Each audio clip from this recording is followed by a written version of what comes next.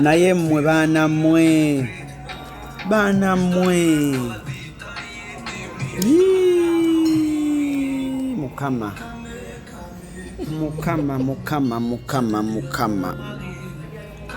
ensi etwagaza ki ab'embiriizi za got naye nga yandeese mumulabye Jojo here Jojo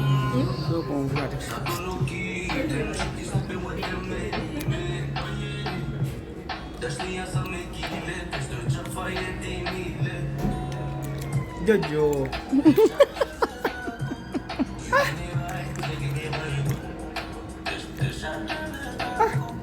kati ewooma okufaako bufe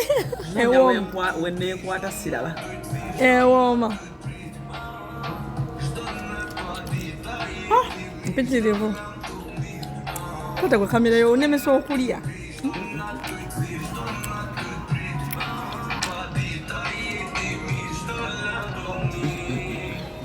mwe ate yo nakasana kaseemu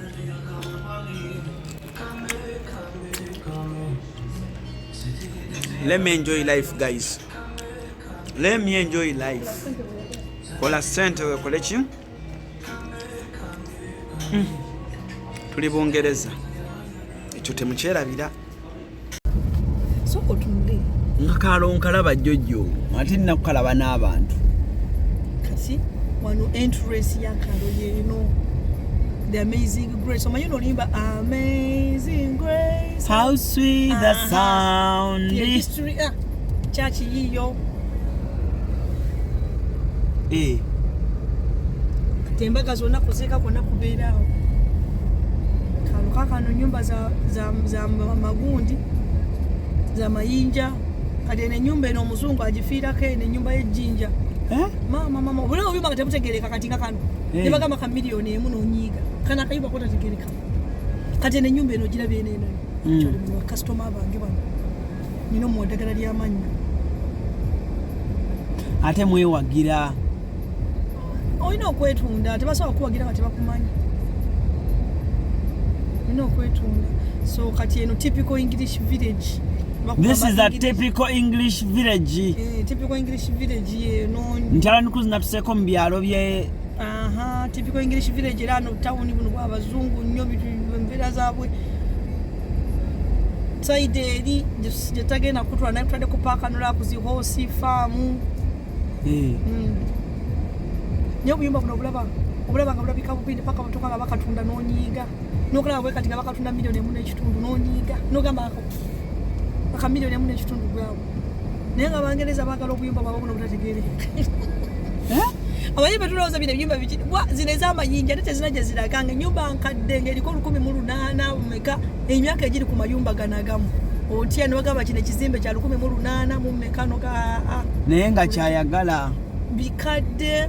n'otuuka n'okukyusa tinyaga kujjamu ddinisa bagaana kukyusa kizimbe kyabwe wano kanso yeesalawo tozimba by'oyagala be bakusalirawo olina obbatirayo pulaani ne bazikkiriza naye tusobola kukyusa kizimbe nti oteekeko nyagala kuteeka kudagala nedda ssebo ako ka restaurant katuufu kayitirivu bannaye ndi eno mu kyalo nazze kula kati eno gye mugambira nazze kulaba ku jjajja ate si kyalo nnyo bwe kityo kubanga era n'abasula muno nabo kale abasinga bakadde naye ani nokyeŋŋamba but ebyalo byammwe birungi ne kati kino kozesa typical English village jukira ebyalo byabagaga kati era abantu abasula n'abasinga bategeevu so kabajja kuba kalungi nga kalabika bulungi ono neighbor wange ono neighbor wange ono eyo nagenda agireeta neighbor wange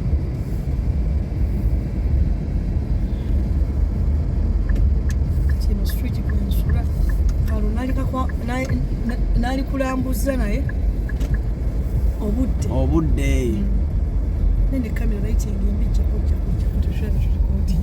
lighting embinze nabo balina backlight yegira anti lighting